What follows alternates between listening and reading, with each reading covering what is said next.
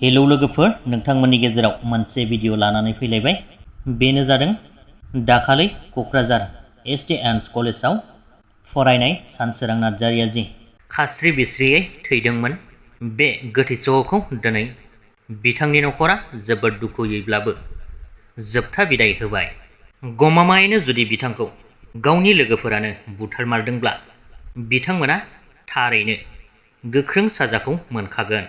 लोगोसेनो गोथै सह'नि postmortem रिपर्टखौबो मोनथ'नाय जायाखैमोन होननानै खौरां मोनदोंमोन। 15 साननि उनावसो मोनगोन होननानै मोनथिनो मोननाय जादों। जिखिजाया बिथां सानसोरां नार्जारिनि नखरा दिनै दुखु दाहाखौ गोरबोआव लानानैब्लाबो सानसोरांनि गोथै सह'खौ जोबथा बिदाय होबाय।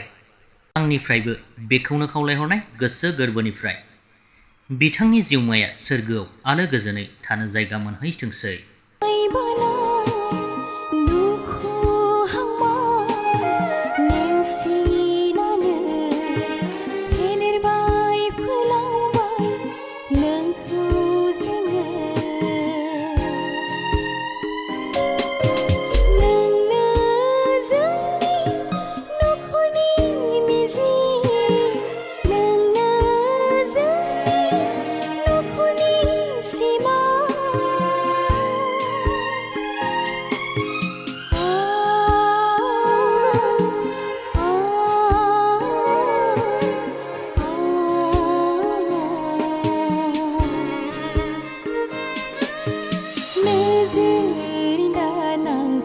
मेगन गोसानि